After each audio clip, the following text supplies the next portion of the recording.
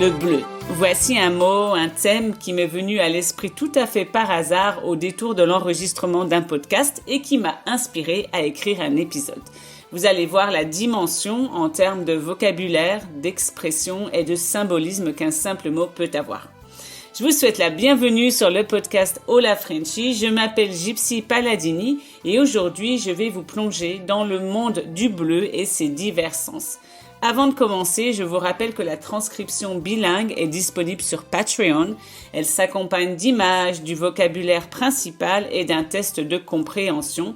C'est un très bon complément à garder sous la main pour une relecture future, donc je vous le conseille. Le bleu est bien sûr une couleur, mais le mot en lui-même a d'autres sens suivant le contexte, dont certains ont une histoire très intéressante, voire bluffante. Alors bluffant, c'est tiré de l'anglais et en français, ça signifie incroyable, stupéfiant. Attention à voir, dans voir bluffante, ici ce n'est pas le verbe voir, c'est un adverbe qui signifie MM. On l'écrit donc avec un E à la fin. On l'utilise généralement pour renforcer une affirmation, par exemple, l'examen durera 1 heure, voire 2, donc et peut-être même 2 heures.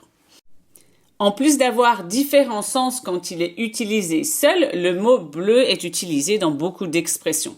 Peut-être avez-vous déjà entendu parler d'une peur bleue. Avoir une peur bleue des araignées, par exemple, c'est avoir très peur. Une autre expression commune est être un cordon bleu, ce qui signifie être un très bon cuisinier. Alors j'aime beaucoup l'origine de cette expression qui n'est pas forcément liée à la nourriture. Durant les guerres de religion du XVIe siècle, l'un des rois avait constitué l'ordre du Saint-Esprit, qui était une organisation catholique qui luttait contre les protestants. Cette organisation rassemblait des hommes mûrs. Donc mûrs, on utilise quand un fruit, pour un fruit, par exemple, quand il arrive à maturité, qu'il est bon à manger. Et un homme mûr, c'est un homme d'un certain âge, je dirais de nos jours la quarantaine. Donc ces hommes étaient issus de la noblesse. Ce fut d'ailleurs le premier ordre de la monarchie française et aussi le plus prestigieux. Et donc les chevaliers de cet ordre portaient la croix de Malte, qui était le symbole honorifique de l'époque, accroché à un ruban bleu. Donc un ruban bleu, un morceau de matériau ou un cordon. Dans le langage courant, un cordon, ça peut se porter généralement, par exemple, au cou, et on peut y accrocher quelque chose. Cette distinction, puisqu'il s'agissait d'une distinction de noblesse, fut abolie à la Révolution pour laisser place à la Légion d'honneur qui a été instaurée par Bonaparte et qui de nos jours est encore une récompense et elle récompense une distinction, elle récompense les personnalités qui se distinguent dans tous les secteurs en faisant honneur à la France. Donc malgré l'abolition à la Révolution française, le symbole du cordon bleu a continué à représenter une distinction suprême dans l'aristocratie française à travers les siècles, donc pour désigner les personnes qui se démarquaient. D'ailleurs, quand on dit que quelqu'un a du sang bleu, c'est quelqu'un qui est bien né, donc qui vient d'une famille aisée. Une autre anecdote qui peut, on va dire, plus se rapporter à la référence culinaire qui est liée à la cuisine, revient également donc à ce fameux ordre du Saint-Esprit, car ses membres avaient pris l'habitude de se réunir dans un club de gourmands. Donc un gourmand, c'est une personne qui aime la bonne nourriture, qui mange avec plaisir. Et on pense que c'est cette anecdote qui a inspiré une journaliste à la fin du 19e siècle qui a écrit et publié le premier journal de cuisine qui s'est appelé La cuisinière Cordon Bleu, qui a rencontré un grand succès et à la suite duquel elle a ouvert des écoles appelées Le Cordon Bleu et ces écoles de nos jours sont réputées pour leur apprentissage de l'art de vivre à la française. Donc l'expression cordon bleu est vraiment rentrée dans l'usage quotidien. Il y a d'autres expressions liées au bleu, mais avant d'en parler, j'aimerais aborder certains symboles que le bleu inspire. Donc le bleu représente la joie, la bonne humeur, l'optimisme, car un ciel bleu indique un ciel dénué de nuages, un ciel sans nuages et ensoleillé. Mais il représente aussi la liberté, en particulier pour un groupe de peintres allemands appelé Der Blaue Reiter, donc le cavalier bleu, qui a été créé par Kandinsky, le père, le fondateur, le précurseur de l'art abstrait. Alors je sais que ça peut paraître hors contexte, mais c'est quelque chose que j'ai appris quand j'étudiais l'art allemand à l'université et qui m'avait marqué. Alors Kandinsky jugeait l'art de son époque, un bourgeois, classique, mystique, manquant de profondeur. Et le peintre a vraiment bouleversé les codes en se tournant lors de cette période du Blaue Reiter vers les formes abstraites et en choisissant le bleu comme couleur prédominante parce que celui-ci évoquait pour lui le détachement du réel, la spiritualité et selon lui, la peinture devait être quelque chose qui venait de l'intérieur, qui s'exprimait librement à l'image de la musique. Donc, on n'avait pas à reproduire des figures exactes, mais plutôt des formes. Je me souviens bien de ces tableaux et je me demande si c'est pas l'une des raisons inconscientes pour laquelle j'aime autant le bleu. Bref, pour la petite histoire, le groupe a beaucoup fait parler de lui, mais a été de courte durée en raison de la Grande Guerre, de la Première Guerre mondiale. Par la suite, Kandinsky a acquis la nationalité française en 1939 et est mort à Neuilly-sur-Seine, près de Paris. Revenons au centre de notre sujet, le bleu. Alors, en tant que symbole, il représente aussi la douleur, car un bleu, en tant que nom commun, c'est tout d'abord une ecchymose, un hématome qui résulte généralement d'un coup. Donc, c'est une tache bleue, ou plutôt bleuâtre, c'est-à-dire qu'elle tire sur le bleu, qu'elle n'est pas tout à fait bleue, qui se forme sur la peau, sur le corps. En passant, est-ce que vous savez comment on écrit ecchymose? J'adore ce mot. Ça s'écrit E-C-C-H-Y-M-O-S-E. La folie. Un autre sens du mot bleu, les footeux, donc les gens qui apprécient le foot, le sauront.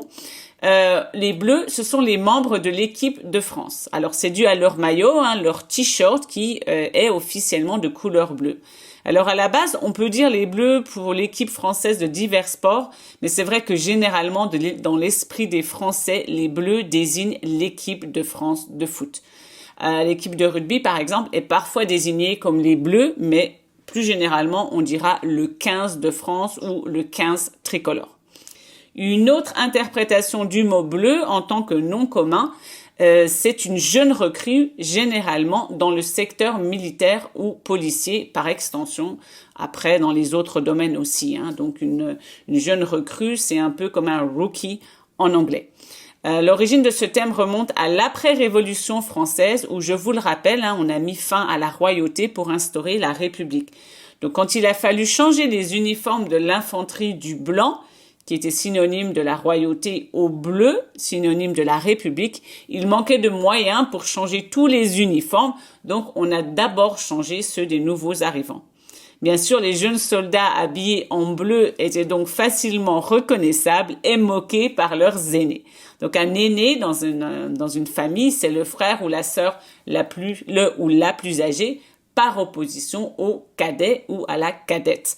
Donc, ils étaient moqués par leurs aînés qui étaient plus expérimentés et qui étaient restés en blanc. Le terme bleu s'est ensuite étendu au langage courant. Donc, il faut savoir que le bleu en France, de nos jours, c'est vraiment le symbole de la République. Outre les sportifs, les policiers notamment portent des uniformes bleus. Le bleu, en tant que couleur, se décline en divers tons. Donc, le bleu marine, bleu turquoise, bleu cobalt, etc. Des tons plus ou moins foncés ou plus ou moins clairs. Puisqu'on parle de couleurs et avant d'en venir aux expressions liées au bleu, je vais tester vos connaissances en termes d'accords des adjectifs de couleur parce que c'est pas facile. Je pense qu'il y a beaucoup de Français qui ne connaissent pas la règle. Donc à la base, on accorde l'adjectif au nom, des yeux bleus, on met un S à bleu. Toutefois, c'est pas le cas avec les adjectifs qui sont aussi des noms communs. Donc par exemple, orange, ça peut être une orange, un citron, marron également, un marron, le fruit. Donc dans ces cas-là, on n'accorde pas, il reste singulier. Donc on va écrire des cheveux bruns avec un S, mais des cheveux marrons sans S. Bien sûr, il y a des exceptions, par exemple rose, où dans ce cas, on accordera.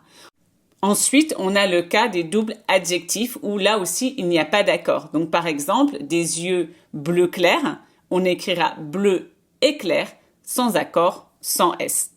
On a un exemple très intéressant avec les couleurs, c'est le cas des vaches noires et blanches. Alors, est-ce qu'on dit des vaches noires et blanches ou des vaches noires et blancs? En fait, s'il y a dans un champ des vaches entièrement noires et des vaches entièrement blanches, on va dire des vaches noires et blanches. Donc, on va accorder. Mais si jamais on parle d'une vache qui a les deux couleurs, on dira qu'elle est noire et blanc, donc on n'accordera pas.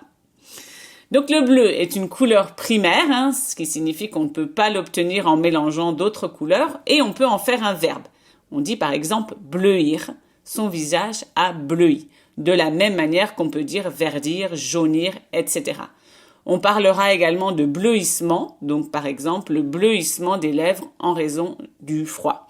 Et bleuâtre, j'en ai parlé un petit peu plus tôt, donc bleuâtre, ça signifie qu'il tire sur le bleu mais qu'il n'est pas entièrement bleu.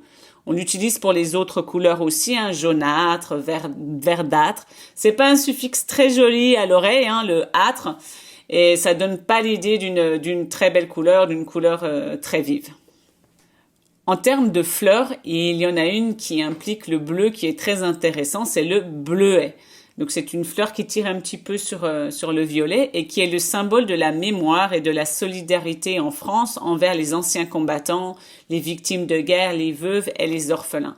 Donc on vend les bleuets les 11 novembre et 8 mai, les armistices des deux guerres, et elles servent à financer les œuvres sociales qui viennent en aide à ces gens-là.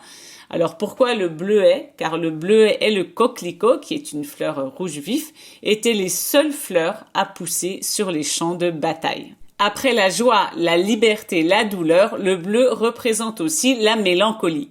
L'heure bleue est la période entre le jour et la nuit où le ciel se remplit presque entièrement d'un bleu plus foncé que le bleu ciel du jour. Donc c'est un moment un peu mélancolique.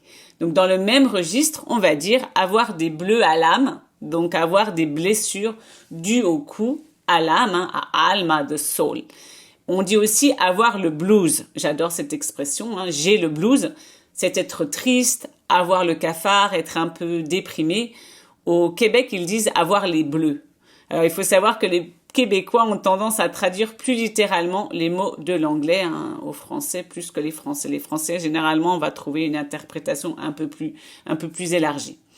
On dit aussi être fleur bleue, qui veut dire être romantique. En Belgique, quand on dit qu'on est bleu de quelqu'un, c'est qu'on est amoureux, très amoureux de cette personne. Dans cet esprit, il y a une sublime chanson française, c'est l'une de mes préférées. Je fonds en larmes au bout de 2 mots, c'est celle de Christophe. Elle s'appelle Les mots bleus. En voici un extrait. Je lui dirai les mots bleus, les mots qu'on dit avec les yeux. Parler me semble ridicule, je m'élance. Je vous mets au défi de l'écouter en entier et de ne pas pleurer toutes les larmes de votre corps. C'est sur cette expression que je terminerai ce podcast. Rendez-vous sur Patreon pour la transcription bilingue, les liens, les images et tout le reste. Et je vous dis à bientôt pour le prochain épisode.